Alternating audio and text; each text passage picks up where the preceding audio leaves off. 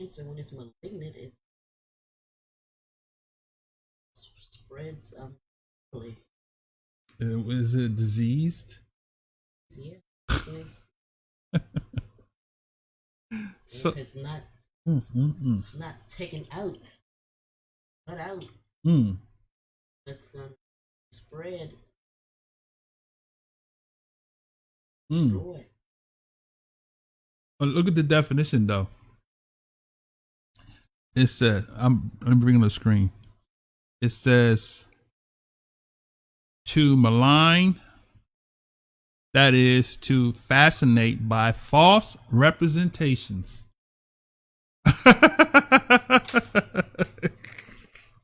So when you represent Yah's law falsely, right? You have bewitched. You're the one. See, the thing is, they want you to believe that we are bewitching people to teach people to obey Yah, when you're the one that's bewitching people and you telling people not to obey Yah. It says fascinate, false. Right. We're bringing you the word Right. simplistically. Right. False representation. We're not making your ears itching, making it sound good. We're not fascinating you like that. You know how people hear something in the church, you're like, oh yeah, they think they got a revelation, and Right. and False really, fascination by false representation. fascinated by something that doesn't even make sense. That's like the gospel of grace. Mm-hmm, mm-hmm. The gospel of grace is false. It is a false representation. Step up and down 3 times, and you're gonna have your blessing. I mean, I'm telling you, this is my first verse. We haven't got past the first verse yet. All right. So you got foolish being unintelligent, bewitched being to fascinate by false representation. The doctrine of tithing, Yeah. 10%, Right. all these blessings. Have mercy. I'm fascinated by sacrificial offerings. Everybody come up and throw the money.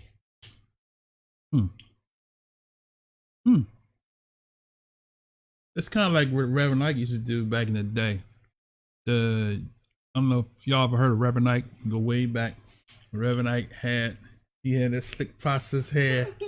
He was a nice looking brother. The sister used to watch him just because he was a nice looking brother. He was chocolate with slick hair.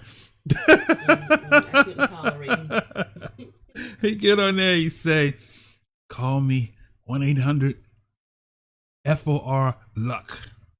1-800-FOR-LUCK. FORLUCK. I think that was the number.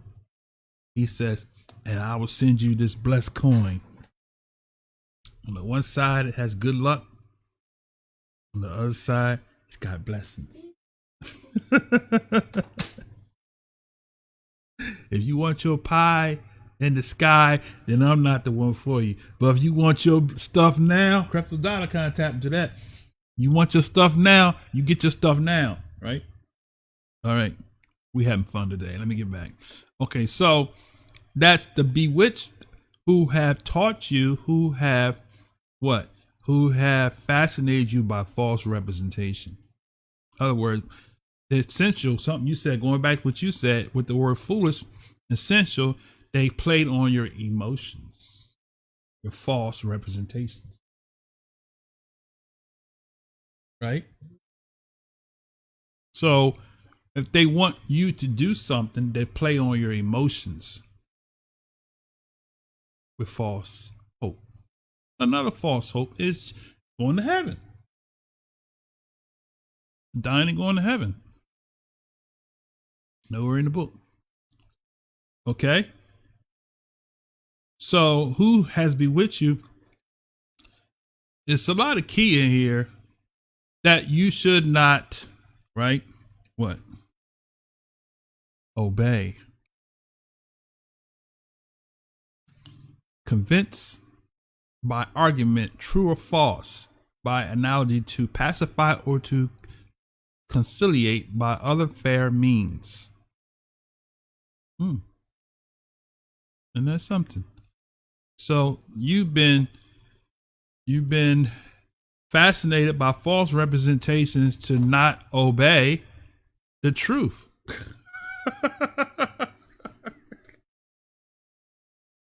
You can't get out that first verse. We got a whole chapter to deal with. We haven't got the first verse right because see, the thing is that when you read everything from the first verse tells you what the whole chapter is about. It's called reading and comprehension. So if you jump down to another place, you done lost the whole meaning of the whole thought because the thought started when the person started talking. Right? He's telling you, don't be foolish, don't be unintelligent by someone who has done what? Who have tricked you. Another good news. Right. Okay. Now let's finish it out. That to obey the truth before whose eyes the Master Yahshua had evidently set forth, right? Crucified among you, right? So he had evidently set forth. Even the Messiah, he said out of his own mouth, I didn't come to do my own will, but the will of him that sent me. So why would he taught the law. Right. He didn't teach nobody nowhere you don't have to obey the law. Just believe in me. He didn't teach that in none of his parables. Okay. Matter of fact, he told the one lady at the well, he said, you're of your father the devil. How about that? That would have been a real good opportunity to say, oh, you under grace. You're of your father the devil. You can't be, you're not that much older than me. She tried to get real deep with him. Right? All right, verse 2. This only would I learn of you. Receive ye the Spirit by the works of the law or by the hearing of faith? Okay, stop right there. You got a hole here now. So now we comprehend the first verse, so the second verse now is going to make total different meaning now. So if he's talking about obeying the truth, what is the truth? So if what y'all said, right, back then, what we call the law, Old Testament, is a lie, that's blasphemy, right? So when you say you're not obligated to keep y'all's law, you're blaspheming the Most High because you calling him a liar. Right? Better watch that, Pastor. Better watch out. Get mad at the brother because the brother's is coming out the book. Don't get mad at me. Get mad at the book. Check yourself. At the same, you kids used to say, check yourself before you wreck yourself. Right? All right. So now I got to break this down because somebody said, well, what does that mean? Okay, we're gonna look at it real close, right? This only would I learn of you, right? Receive ye the Spirit by the works of the law, right? All right, so underline works of the law. Or by the hearing of faith, right? So we're going to deal with hearing of faith, but before we do that, we're going to deal with the works of the law. So if we look at this, let's amplify it. Works it's an ergon, to work, toil, by implication, and act. Okay. So works of the law is nomos, to parcel out especially food or grazing of animals through the idea of prescriptive usage. Okay. Now, what does that mean? What's he talking about? Well, the whole thing. This only what I learned of you. Receive spirit by the law. You can hear something all you want, but unless you obey it, it's of no value to you or benefit to you. Right. So hearing alone. Okay. All right. But now deal with that. Certainly, Coach Veronica says she's in the hospital. Certainly, we're praying with you and for you. Yah is a healer. Healing is the bread for the children of the kingdom. So hold on to the promise. Right? The works of the law. That's the part I want to deal with. What is the works of the law? We just defined it by what we read. It's basically it's telling you what it is.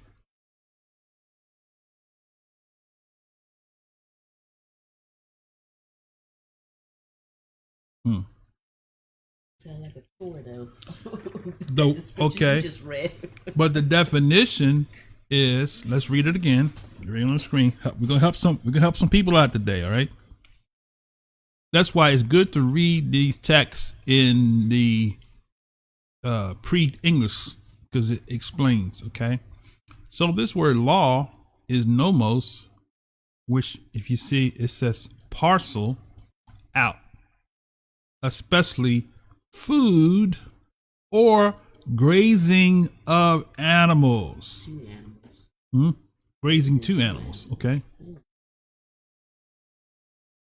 Okay. So this works of the law is talking about the sacrifice of animals.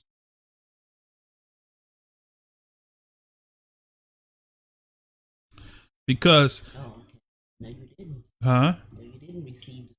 Right, because you received the Spirit, which is what? That's why we went to Galatians 5 first. Not by this definition of the works of the law. You received the Spirit by practicing righteousness, right? You don't receive the Spirit by killing an animal, right? So that's all he's saying. You didn't receive the Spirit by the works of the law, and the works of the law he's talking about is the slaying of the animals. That's the law that came 439 years later, right? Because the priesthood was supposed to be the priesthood, but because they needed priests to priest them, the institution of sacrificing of animals for them took place, right? If that was sufficient, Yahshua would have no need to have shed his blood. Right. Right. So that's what that's talking about. You can't receive the Spirit by sacrificing an animal, because the animal, we talked about the last Shabbat, the animal is only a shadow of you. Right? The animal is a shadow of you. So your shadow can't bring you salvation. Your shadow is a reflection of your salvation. It's a reflection of you. So if you are wicked, the animal is a sacrifice, a shadow of you.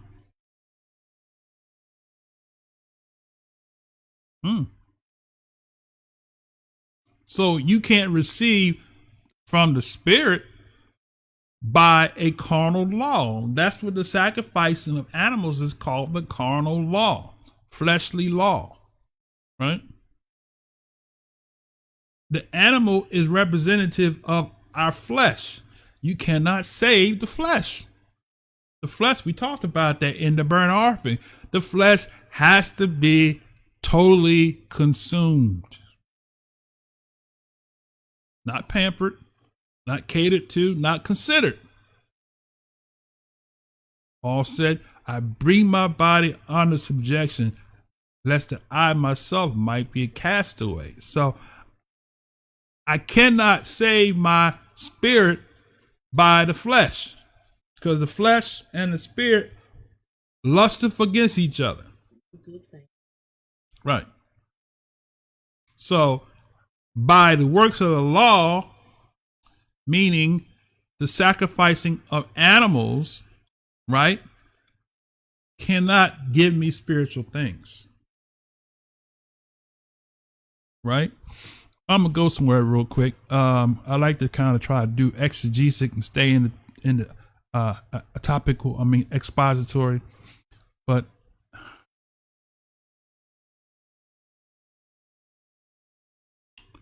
let's see.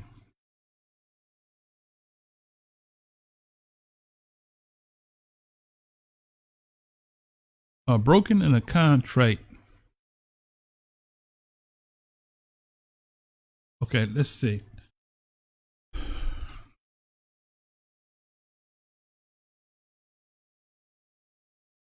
Okay, let's go to Psalms 34. This is going to explain what Shaul is trying to say. Shaul knew the law, so he's basically explaining to them what his forefathers of old knew about what Yah wants from us, right? So this is Psalms 34, and look at start verse 15. The eyes of Yah are upon the righteous, and his ears are open unto their cry. The face of Yah is against them that do evil, to cut off the remembrance of them from the earth. The righteous cry, and Yah heareth, and delivereth them out of all their troubles. Yah is nigh unto them that are of a broken heart, and saveth such as be of a contrite spirit. That's it. See that? Where's the animal sacrifice there? Right? Now let's go over to Psalm 51.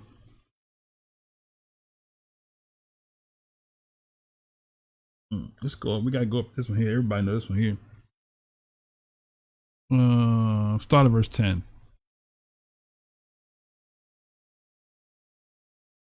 Create in me a clean heart, O Yah, and renew a right spirit within me. Cast me not away from thy presence, and take not thy Holy Spirit from me.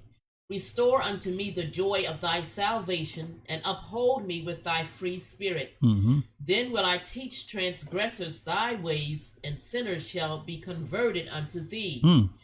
Deliver me from blood guiltiness, O Yah, thou Yah of my salvation, and my tongue shall sing aloud of thy righteousness. O Yah, open thou my lips, and my mouth shall show forth thy praise. For thou desirest not sacrifice, else would I give it. Thou delightest not in burnt offering. The sacrifices of Yah are a broken spirit, and a broken and a contrite heart. O Yah, thou wilt not despise. Read Do good. Go ahead. Read next verse. In thy good pleasure unto Zion, build thou the walls of Jerusalem. Go ahead. Then shalt thou be pleased with the sacrifices of righteousness, with burnt offerings and whole burnt offering. Then shall they offer bullocks upon thine altar. Why is that? Because the sacrifices are the shadow of a righteous hearted person. Your sacrifices are rejected when you are disobedient, right? The Messiah said it this way. Let's go to Matthew's.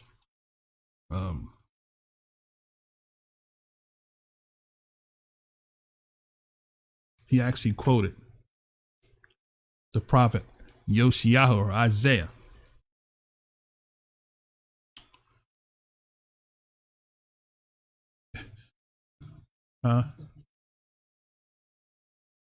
Matthew 15 and 8.